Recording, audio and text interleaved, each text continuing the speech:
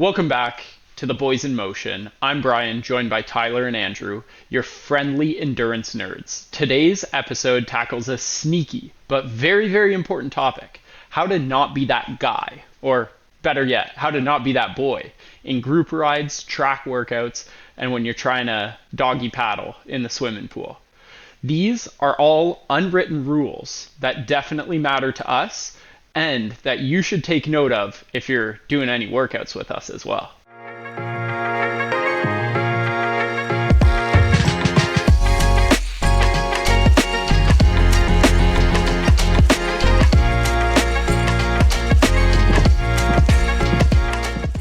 Yeah, why does etiquette even matter for endurance athletes?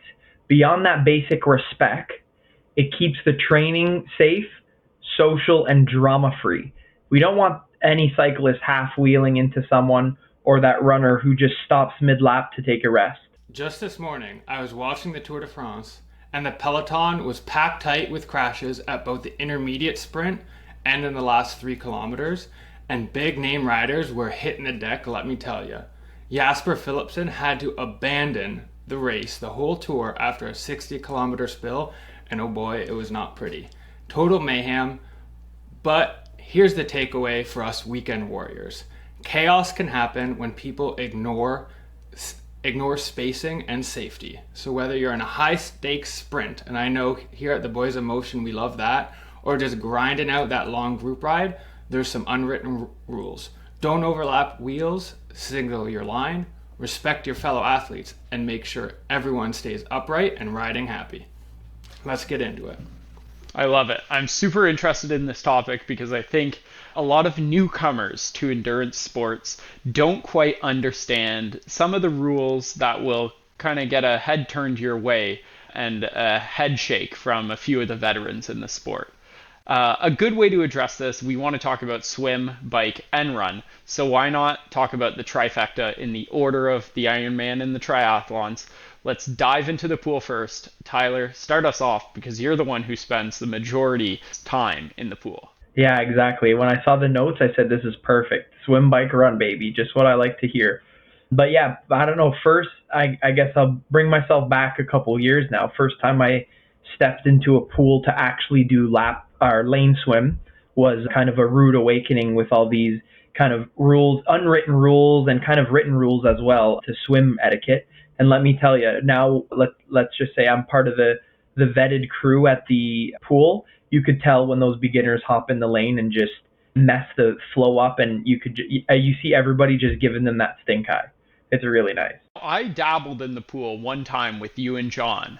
And it's always a little intimidating coming into the pool because everybody there looks like a pro. Once you're in the water, as long as you're not splish splashing around, you could fool me for somebody who's taking it really, really seriously.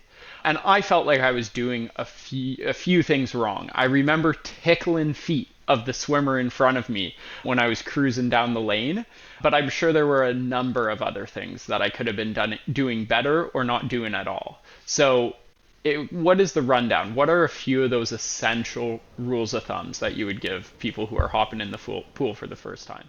Yeah, there's a couple. We don't want to keep it. We don't want to keep it simple, but also there's a few rules and etiquette things that you want to look at into a pool. Once you get in the pool area, you can see different lanes are split up for speeds. So like the faster lanes, let's call them, for faster swimmers, obviously, are going to be in the middle, and then it'll go like fast lane, and there's usually like a board in the front saying, the speed of the lane, which is not always respected, let's just say. Yeah, so usually fast in the middle, then they go medium, they call it medium speed, a little bit more on the outside, and then you have the slow lanes or leisurely swims on the external lanes. So those are mostly for like, some older people doing like aquafit or literally just walking, getting good mobility for their bones in the water, people just learning how to swim actually for the first time, or people just hanging out. And then,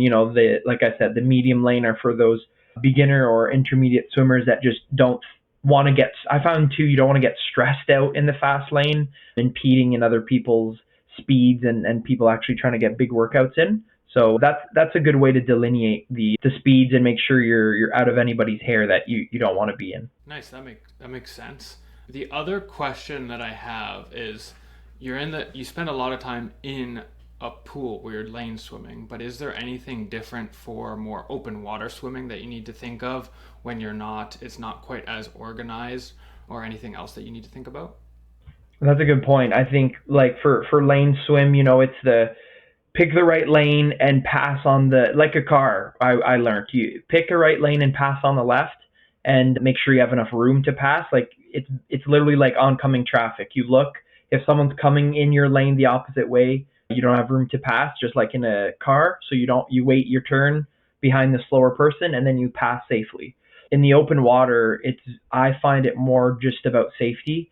If you're with other swimmers, really passing on either side is not really a big deal. We joke that, during races, it's like a free for all. So while you train, it's a free for all as well. You just try to knock each other's goggles off and start kicking each other. But there's really no, I would say, swim to swimmer. You kind of try to stay close together just to be visible for boats and stuff like that. But it's mostly, I think, safety related for open water. Yeah, that's fair. It makes sense to stick together and not kind of drop one another while you're out in open water, because I can imagine, especially safety-wise on like big open water, there are people who can panic attack and might need some support. So that's another place where it helps, not only for oncoming boats and that sort of thing, but also just to support one another if something does come up.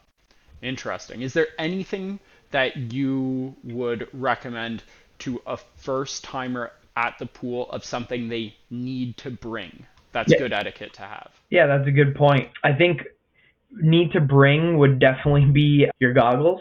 I know it's silly to think, but some people, you just go in, you put your bathing suit on and you go for a swim. But really, if you're going to lane swim, bring your goggles. A lot of people have swimming caps, but it's not necessary. It just makes you look really cool, really.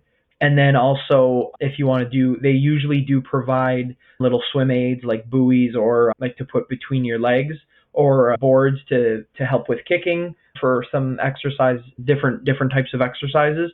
But really just get there, get in the water, feel the water. And I really like to look at the faster people, especially when I was a beginner, just with how they obviously act in the water, and even their technique. You can learn a lot from other people with good technique. So just eyes and ears open and look around, and no stopping mid lane. That's one faux pas. We do not stop mid lane unless you're in the slow lane, leisure lane. You can do whatever you want. You beat me to it. I was going to ask what your one big faux pas would be in the pool. But the other question I have is, in a scenario where, say, you're in the middle lane, you are a fast swimmer, but then there's someone in the lane that is like overtaking you quite a bit. What is the etiquette there? And even in reverse, do you change lanes, or you just stay in that lane and let them overtake you? Yeah, I personally really don't look. I guess maybe I'm at the point now where I could go either in the fast or medium. I personally don't look at the lane speed when I get in. I just look for the least amount of people in the lane. So I'll pick, when I get in the water, the lane with the least amount of people. Like you said, if someone's constantly overtaking me, or is obviously in a speed workout, or obviously I can't keep up, I will look first to switch lanes. Or also, I try to time it. Usually they're in a workout, hopefully, so they're not swimming that fast the whole time. But I try to time it to go out on their off interval. So when they're doing recovery, I'm kind of doing my swim. And then when they get close to the wall, I'll hold back a sec so they could pass me at the wall instead of mid lane. Just a bit more convenient for the faster person, I think, to get the other person to hold off on the side. They pass you at the wall, and then you keep going slower than them. Cool. Yeah, that makes sense. I think maybe we're good, since neither Brian and I have much to contribute to the swim portion of this, but Brian can definitely contribute to the bike portion. So I think we'll move on to that. Yeah, I was going to say the pool, we'll keep it nice and short, because again, it's the shortest leg in the Ironman as well, right? So not too much etiquette needed there. I'd like to really hone in on the bike and the run. Exactly. But it is going into a pool, if you've never been, like, especially with how kind of formal it's open lane swim hours, it is, I would say, one of the more intimidating to just go in if you are a true beginner. So I think those are some Yeah, good tips. I do agree with that. So let's dive into cycling. I think cycling, of all three disciplines, has the most unwritten rules by far. Some of them, and we'll talk about these, are safety oriented, we'll call it. Some of it is etiquette for group rides and pelotons. And then the last one, which I would say makes you look like the most veteran, is talking about bringing the right kit to your rides. You want to feel good on the bike, you want to look good on the bike. And there are some definite fashion police out there on the bikes as well. So it's important to just understand what people expect. There's some little kind of tips that we have on how you can level up and look a little bit more like a man who's biking thousands of miles a year. And I think there's equal tips for any of the girls in motions listening as well. 100%. I think, like you said, let's kick it off with some more safety related tips and tricks. I know you've actually taught me a lot of them, Brian, riding in Peloton. Us TT mans just kind of ride on our own and do our own thing, mostly on closed roads. So a lot of these safety tips, I know you've been engraved into me since we started riding together a couple years ago. Yeah, so let's dive right in with those safety things. So the number one thing that you'll hear about is signaling and making hazard calls. I'm not going to go too deep into this just because we've definitely talked about this on the pod before, and anytime we've talked about the BIM ride as well and some of the materials we released about that, it was all included there. So you want to call which direction you're going, you want to call what's happening on the road, and you want to communicate with people around you to make sure that everybody is having a good time, and if you're trying to push the pace, having a hard time as well.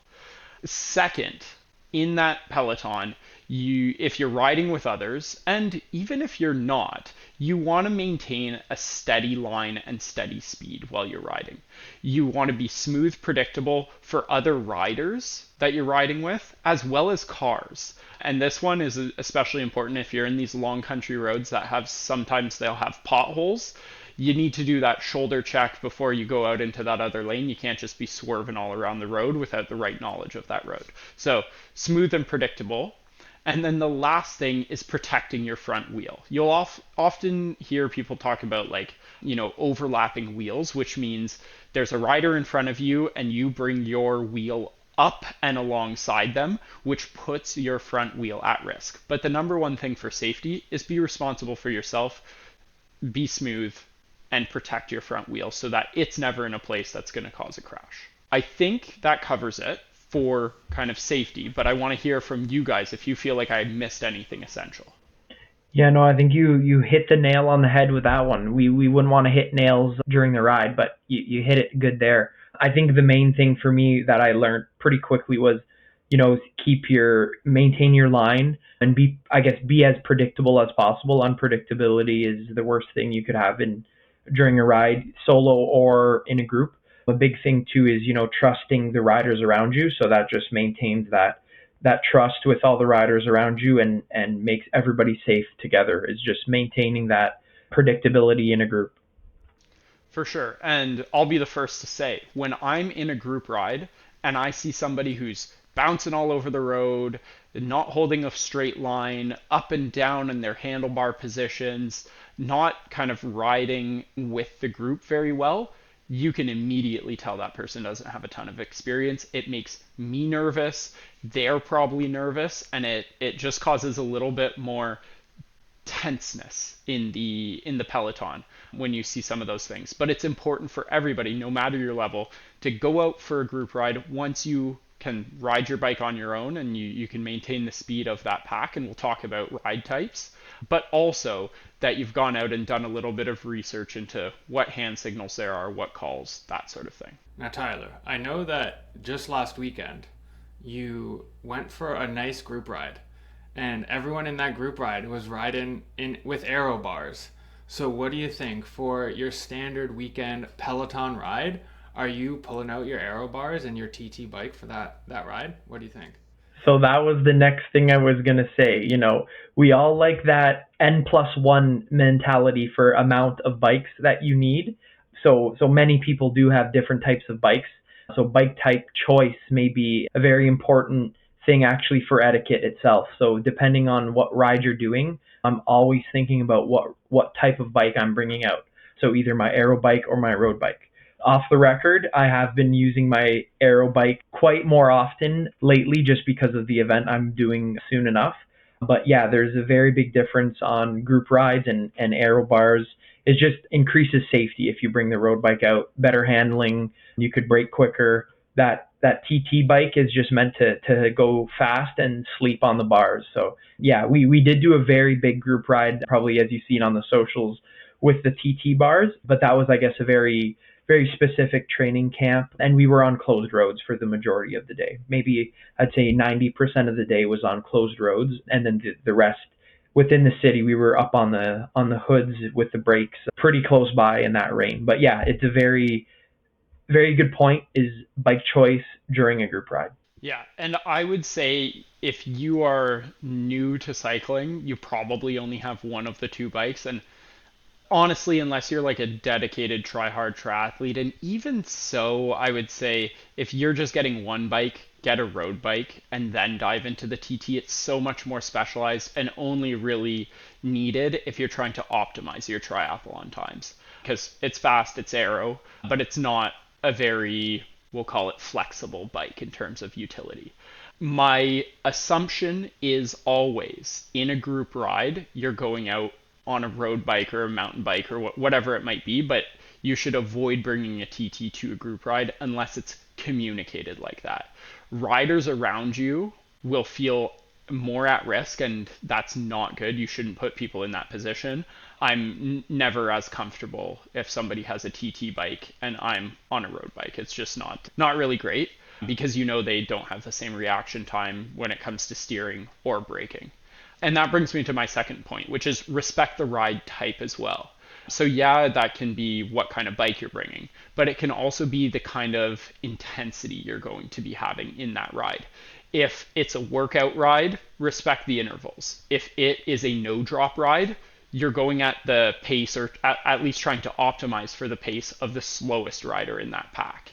If you're going out for a drop ride, understand that if you can't hold it, you're going to get dropped. And then I think the perfect blend of all of those rides is the sort of like group ride where there can be drops, but people are going to wait for you at the next turn or at the next climb, that sort of thing. But you just want to you want to respect and understand what kind of ride you're signing up for, so that you, one, aren't getting ticked off when people either are getting dropped or you're getting dropped when you shouldn't be, that sort of thing. So just understand going in that there's different kind of rides and understand the difference between them. Just to comment on that one, I do love the no drop ride. You're going there. Oh, it's a no drop. Whoops, we dropped half the pack. You wait at the next light and you keep going. Oh, and then you drop them again. That's my favorite ride. And yeah, it's one of my favorite rides as well because it brings the competitive juices out. But I think it is worth always kind of understanding what you're signing up for. And if you are signing up and creating a ride and you've set these rules, try as hard as you can to actually follow them. It's harder than it sounds, but you don't want to be that boy. I think that tees us up pretty good for the next part, which is bring the right fuel and kind of parts or bike accessories, because although you are group riding, you may be in that scenario where you get dropped and you might be by yourself, or maybe you're doing the dropping and you're way up ahead. So having all of your fuel to make sure that you're not bonking because you didn't bring fuel. Things can happen, but you should be prepared and have the fuel necessary for the length of the ride. And then also gear, so like safety gear, like a pump, a CO2 cartridge, a spare type navigation if you're doing a specific route with this group and maybe you've split apart from that group. So just making sure, and a multi-tool, another great thing to have in that kit. So just making sure that if any small things happen, you're able to take care of it yourself is always important in these rides, and you don't always need to be depending on everyone else in the group. to fix your problems when they might come. 100%. And I think that's a big thing is, I try to go out there and be self-sufficient. So even if I'm in a group ride, I just, let's say, pretend I could fix my own tire, get my own nutrition, and also have the multi-tool to fit whatever parts that I need tightened or whatever on my bike. That's I think, important enough for everybody to just maintain that regular preventative, let's say, maintenance or emergency spare. And next that I really like to talk about, and which I'm really interested in, is that friggin' fashion police. I know he always comes sirens blazing when I'm out with the boys. But anybody want to kick us off with some nice fashion tips? Yeah, so I think, and I'm going to challenge myself to 10 fashion tips, and we'll try to run through them pretty quick. And I'd love to set this up where every single one of these could be used as a short video. So you guys give your feedback after I launch into that fashion tip, and we'll see if I can get through 10. Okay? How's that sound? Love it. Sounds good. Okay. Cycling fashion police tip number 1 is you need to wear your sunglasses on the outside of your chin strap, not the inside. That is one very quick way that I see a novice cyclist setting up their kit. Very true. I agree. I do it because the fashion police told me so, but can you give us a quick blurb of why that is? It just looks better. Simple as pie. I think it's nice. It's speedy. Makes you speedy. Because what if you have to just take your glasses off really quick? You have to just take them off, put them back on. You need them outside the helmet. Keeps it speedy. Okay, love it. Can't argue with that. Okay. Cycling not fascist. Cycling fashion police tip number 2. You need to wear ankle or above socks. So your long socks. You don't just wear your traditional kind of ankle sock like that. That is not a good look on the bike, and the fashion police will chase you down if they ever see you wearing that. And I'm calling out a few of the boys in motion, namely Mark, but I just upgraded Adam and got him a bunch of new socks. A big agree. But I once saw Jonas Vingegaard had ankle socks, so are you saying that he's slow? If you can pair it with a Tour de France winner's jersey, I'll let it slide. Okay, noted. Jonas has also been caught wearing cycling shirts, so that man can do it all. In the same outfit, baby. Well, that guy has no arms, so he's pretty aero. Very true. Okay, cycling fashion police tip number 3 is don't wear the same pair of bibs twice without washing them. You need to get those bibs into the laundry after you wash them. I used to be guilty of this, and it's not really the fashion police, but it's the friggin' doctor that'll get after you, because you don't want stinky bibs, and you also don't want to risk getting any infections or saddle sores because you're reusing the same sweaty outfits time and time again. Nobody likes being caught in the draft with a stinky pair of shorts ahead of them. Yeah, that's not the fashion police, that's the stank police, and I do agree with that. I was guilty with this as well for, let's say, at least a season, but now I got plenty of bibs in the rotation. I know that once one of those are used, they go right in the wash and hang to dry, baby. Did you just admit to going a whole season without washing your bibs? Oh, roll the tapes, baby. We were stanky that year. That's why I kept trying to get dropped by Tyler. I just kept telling him, go up the road on that season. That's crazy. Okay, cycling fashion police tip number 4. It is don't wear a current Pro Tour kit. You don't want to pull up to the group ride wearing a Jumbo-Visma Lisa bike tip like you just came out of the Peloton with your, 2.0 watts per kilo FTP. It just doesn't hit the same, and it's a faux pas in the cycling community. Frig, I'm glad you told me that, because I had in my cart a yellow jersey for UAE Emirates, yellow jersey with the matching socks ready to buy from AliExpress. That might be even worse. And also, you should not wear either your country's like sign, like you know how each country has their pro annual race, their championships. You should not be caught wearing the Canadian Championship kind of armband or that sort of thing, nor the World Championship like almost pride flag kind of symbol on your kit. The UCI flag. Yeah, exactly. Yeah, agree. Pride flag, UCI flag. Same thing. What's the difference? Cyclists unite, baby. Okay, I believe we're at 4. Is that correct? So now we get to go to 5? Okay, so cycling fashion police tip number 5, get a kit that fits you.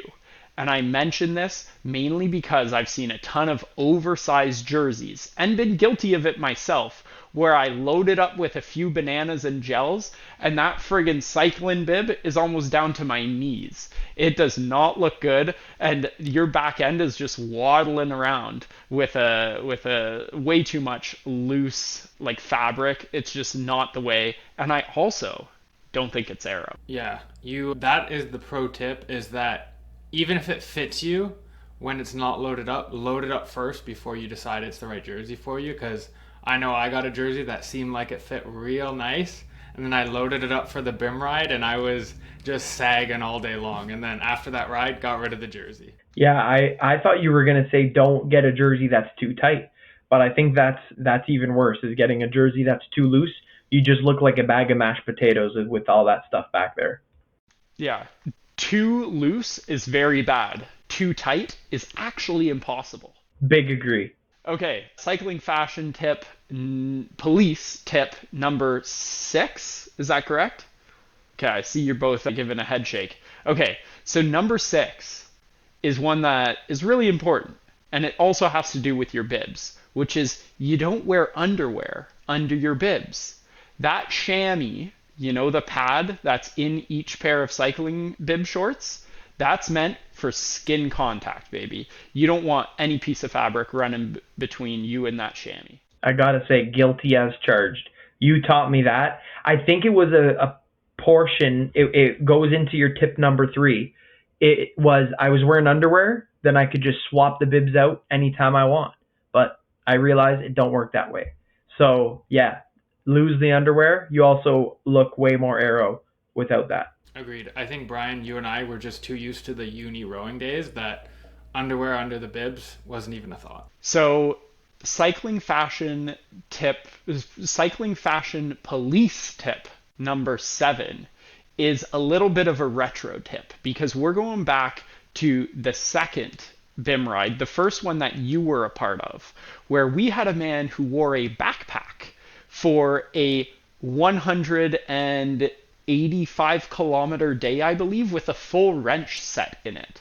So my tip is, unless you're traveling with a pair of running shoes for your brick ride in your kit or on your back, you should not have a camelback or a backpack while you're wearing an aero jersey on a bike. Big agree. I think a big asterisk to that one too, though, for those triathletes out there, some of us ride to a swim. So either swim trunks or shoes or wetsuit. Or of the rest. I've done it before where I was going for a brick run, and just tucking everything into the bib shorts in the back works real well if you just have a couple things. I had a whole running outfit and a pair of running shoes just tuck in there. If you don't have too much, no backpack needed. Fully agree. And that's a great tip, is inside the jersey is so nice. That's a veteran move, I'd say. I think we're on tip number 8. So for these next tips, we're looking at the bike, not the rider, as we move to get a little speedier and look the part as well. So cycling fashion police tip number 8, and this one's very, very important, is clean your damn bike. If you get that bike dirty, it's no longer a fast bike, because you've got mud messing with the aero. All of these bikes nowadays are built in a wind tunnel. And so if you've got mud and dust and all sorts of stuff, it's not as aero. If your chain is so dirty that you can hear it from a mile away playing music, that's a big problem. So my tip is, after a long ride, if you've got some time and your bike hasn't been cleaned in a while, give it a good scrub down, keep your investments in tip-top shape. I'm finding myself more and more guilty of all these fashion police tips because I got 2 bikes sitting downstairs right now, dirty as hell. Just got to follow you for a day, and I've got 10 more tips in the pipeline. I think this is the one reason I'm a one-trick pony. I wash my bike, but I only ride it twice a year, so it's super easy. If I had to do it every day, that'd be tough. Yeah, and I used to try to do it almost every ride. I've toned that down a bit to only be like after a serious ride or after there's actually debris, usually after a rain. That's the time that I'll clean it. But it is always nice to give that bike a good scrub. Okay, so tip number 9. We're getting to the end here. So this is cycling fashion police tip number 9. And it has to do with the way you set up the rubbers on your wheels. So when you install a new tire, you'll see that every single tire has some writing on it. Usually it's the brand name and maybe some other information about it. And you need to set that brand name up to be exactly center aligned with the Presta valve of your bike tube. So they should be in the exact same place. That's when you know the difference between a veteran and a beginner. If they're off and skewed to the right or left, you know that they don't know the ins and outs of cycling. Of course, everybody knows that. You taught me that a few months ago, and now it's obviously a thing. This seems like a crazy tip. I don't know if I support this one. This one seems too strict. We will see it a mile away. Okay, yeah, no issue. Now, sorry, go ahead. No issue with that. I'm not trying to be a veteran biker, so that will be my call out, is I'll always have it a little crooked. You know, the fair thing to do actually is show up to your first race or your first drop group ride with all the fitness in the world, but break every single one of these tips, and you know what? People won't know what hit them because they'll all have already written you off from the beginning. Okay, so final tip. And one that I think is essential for any cyclist, especially those who are new to the biking gang, is, and I should say, cycling fashion police tip number 10, the last one, is if you have any reflectors on your bike, you might as well chuck it away, the whole bike. So I would say the majority of good road bikes do not come with reflectors, but if you do have reflectors on your bike, get them off before anybody sees you. Because I wouldn't be caught dead with reflectors on my bike. They're not aero, they add weight, and you should have a nice light on your seat post anyways to make sure that cars can see you. But realistically, if you show up to the group ride with reflectors on, I don't know, I'm going to be trying to drop you from the get-go. Too much weight. You need to get rid of those reflectors. And a quick shout out to kickstands too. Get rid of that kickstand. You don't need to put that kickstand down. You're riding your bike. You're not putting it away. So get rid of that too. That's true. A true cyclist never gets off to have to use the kickstand. Okay, so I'm about to go uninstall my kickstand and my reflectors off my Orbea, but what do you guys think about a weenie disc? Do you guys know about the weenie disc? What the heck is a weenie disc? I think you showed me that on your commuter, right? Oh, it's real nice. It's what all the pro cyclists use.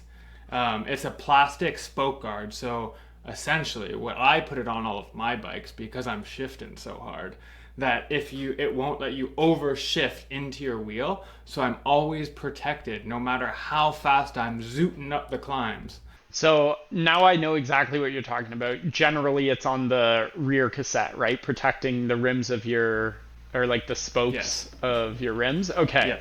So the weenie disc, I think, is similar to the reflectors. They come on a lot of maybe less premium bikes by default. And I think the weenie disc is in that same, or maybe also older bikes. But the weenie discs are not something that I see on kind of the, $2,000 plus bikes that are coming out of the manufacturers nowadays. But I would say if it's not essential, you take it off the bike because then it's not aero and it's not weight efficient. But it looks nice. Don't worry, I'm just joking. That is my commuter bike back there. It does in fact have reflectors and a weenie disc, but not on the road bike. I love this name of the weenie disc, I must say. Now, I think the other thing, and this is not a part of this, but a good tip for a don't be that boy is don't run to the bike shop for every single issue with your bike. Look it up on YouTube. Start to learn about the inner workings of your bike so that you can address problems and fix them yourselves. I think bike maintenance is something you can be proud of and really gets me interested in the sport more and more. I learn about how my bike works and how I can fix it. Big agree. I've tried to do that in the past couple of years, is just do a little bit more and more myself and ask questions. Ask questions to those who are a bit more experienced, and you could get really far with just those quick and dirty tips. All right, let's initiate the run off the bike. Let's switch over to Andy's field of expertise, which is running etiquette. Yes, I'm fully winded from all that bike etiquette. It is a lot to always think about when you're on the bike, but we're at the best part now. The track running etiquette, and there really isn't too much, but there are a couple key things that if you're going to a track to do a track workout, maybe you're trying to do some VO2 max work or just getting a recovery jog in as well, there's a few key things to keep in mind. And the one main one, and this one is pretty obvious for most, because I've had some experience with people not thinking it's obvious, is that on a track, you always run counterclockwise. The only times this may not be true is I've seen at some indoor tracks, it will be posted that certain days you run certain directions, but in general, run counterclockwise on a track. And I didn't know this before, but the original history of why the counterclockwise direction started, because it kind of just seems arbitrary, is actually because we're living in a right-handed world, so bad for runnerman Andy, so that most people are right-legged and pumping with their right arm, so that was just the more dominant way for people to run around that track. Well, it's no wonder I'm all screwy-Louie'd on the track. I'm left foot dominant, but right hand dominant, so my body doesn't know which way to go and what it's doing.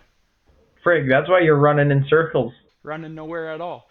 So that's interesting. So track etiquette is really nice. Now, I've run into some problems where either there's been some slow walkers on the inside lane and that's frustrated me, or, there's all sorts of activities going on around the track. What are some don't be that boy tips for those scenarios, Andrew? Yeah, so if you're at a standard track, the inside lane is going to be 400 meters. It might vary depending on the track you're at, but let's say that inside lane is the standard 400 meters.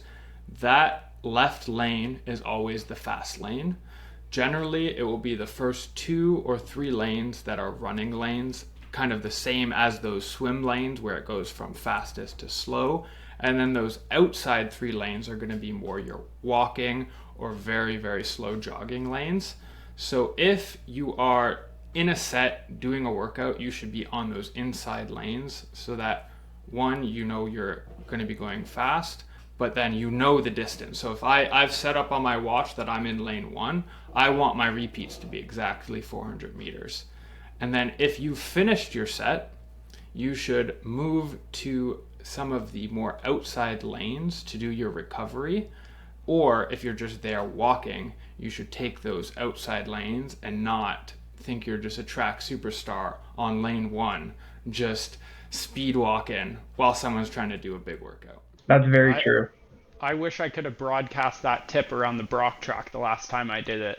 There were slow walkers at 15-minute Ks in the fast lane, along with some of their top track athletes trying to hog that lane as well.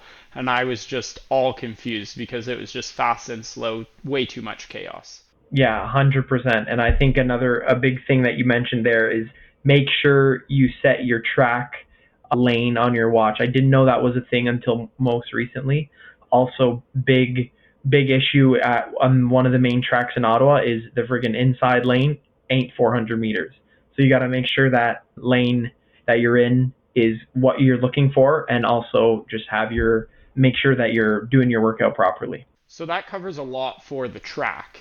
What are some general don't be that boy tips that you might tell to a runner who's maybe going out doing their first run or maybe their first training block. I would say one good one, especially if you're living in a city or using shared paths or things like that.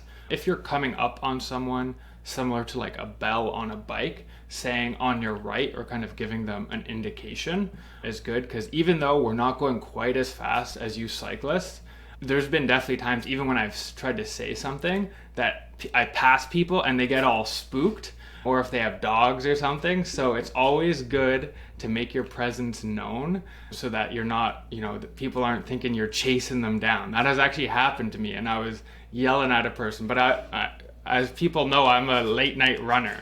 And this guy got very upset with me that I was running at high speeds towards him at 11:30 at night, even though I was saying, on your right, on your right. So try not to spook people when you're running.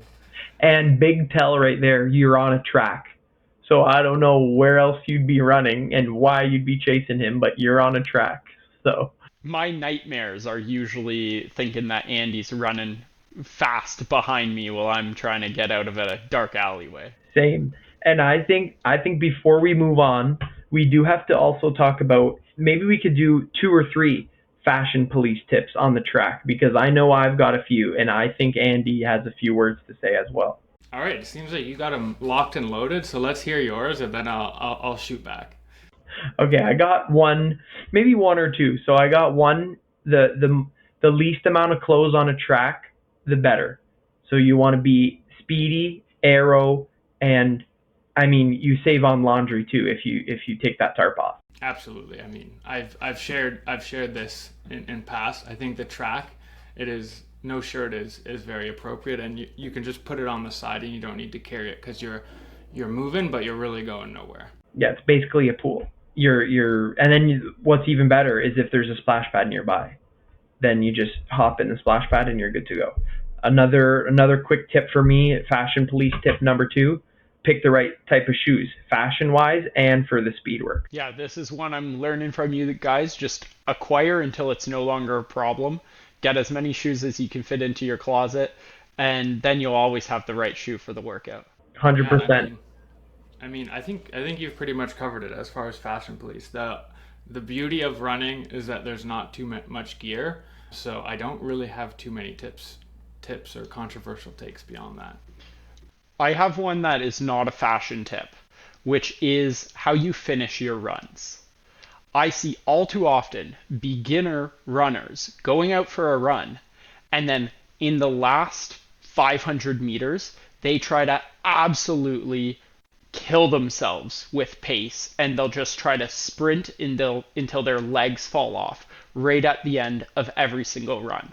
That's not a good habit, because it just breaks down your body with sprint work at the end of every single run, when really you want your hard days hard, and if you're supposed to be doing an easy day, make that day easy, and don't burn yourself out at the end of every single run with an all-out sprint to the grave. Tyler, just big agree on all of the takes. I love it. He's like, I don't want to be that boy. He's learning a lot. He's learning a lot this episode, and he's taking his notes. I'm taking all these notes and I'm writing this down, because I see myself being that boy way too many times these days. One other little tip that I want to give from that of being dead, like, and just an all-out sprint, I've had it many times where someone is doing a set in front of me, and they'll be going super hard in lane 1 and then just stop in their tracks in lane 1, and I'm like 10 meters away from them, and I need to veer off into lane 2 to try to avoid that. So try to kind of run through a finish in a set and quickly either move into lane 2, into lane 3, or hop right off onto like the grass section of the track, because I mean, it won't be as devastating as Jasper Philipsen's crash, but if someone bonks you from the back, it's not going to be a good time. Totally agree. And I think it's worth being mindful of who's around you, what's going on when you're on the track. Now, the last thing I want to talk about is just a community update. I got married this weekend, but the reason that I bring it up is because somebody recorded the entire wedding on Strava. I'm not sure if you guys saw that, but there was a 6 or 7 hour activity uploaded from ceremony time all the way till the last song dropped on the dance floor. Oh, What a I was great lucky. idea. I think he was I at our was table, right? Yeah, I was lucky enough that he's at our table, and I followed him the day after the wedding, and I got to see that glorious activity. It was great. Yeah, so big shout out to Devin Shanahan. He's a college, well, university buddy of mine. There was a reason I sat you guys at the same table. I knew you could make him a boy in motion, but it sounds like he one-upped both of you and recorded it. He was at the wedding. I don't know if you guys were. If it's not on Strava, it didn't count, right? So I did see him record, but I thought he was just memeing. But I didn't see him. I didn't check on him later on in the night. But yeah, I could imagine those steps on the dance floor were definitely a zone 2 activity, to say the least. He better watch out though, because I know Tomic and Devin both go to the Vaughan Run Club, or I don't know if it's their own run club, but I might be taking the subway up to show him what's up so that I can show him not to be that boy on that Vaughan track. We'll have to see. I'd love to hear about that workout. I think they do VO2 max or sprint work every single Thursday morning. So they'll be out there bright and early, ready to rumble with you. Ferg, I don't know if that's Andrew's time zone. He's on the late night train, not the early morning. The best way for him to get there is to run. Start at 2 a.m. and you'll be there for 5. I mean, that does sound pretty nice. Just that nice Toronto loop. I have to pop into Vaughan on that big Toronto loop that we've been eyeing up. So might have to do it. I like that. Yeah, big community shout out there for sure. And also, I think big workouts all around for a lot of the Ironman training boys in Ottawa, and also big freaky Muskoka weekend too for a lot of boys and girls in motion. True. The last shout out, I think, is well deserved. Carly Zanata takes P1, first place in the women's side for the 70.3. I'm not sure if that's an event she's won in the past. It probably is. Last season, yeah. Taking home the top prize there, top step, big ups. That's hugely motivating to everyone that is following her, and certainly for us. I think now she's probably worthy of an interview. I was on the fence before, but now I think she's worthy. I don't know. I think we gotta wait for Kona. It's just not impressive enough yet, One day she may. First place on Kona. Let's go. Well, on that note, now that she's worthy, I hope you enjoyed our tips this week and aren't going to be that boy on your next swim workout, group ride, or track session. And thanks for tuning in to another episode of The Boys of Motion. If you found value during this podcast, share it with a training buddy. I'm sure you want your friends to follow these same etiquette rules that you're obviously going to take in stride. So share it with them. Follow on Instagram or Strava if you haven't already. I'd be shocked if you haven't. And keep your ears peeled. We're always doing something, whether it's a group ride, a group run. We're out there. We're getting after it. Hope you are too. 100%. And just your weekly reminder, you know what I'm about to say, folks. We're not coaches, but I still wish I was, and we're not medical pros. Just your training buddies with a couple opinions. If you have any questions, make sure you ask a qualified doctor or person. So, stay respectful, stay classy, stay dressed well, and keep moving forward. We'll see you on the next one. Fashion police is coming to get you.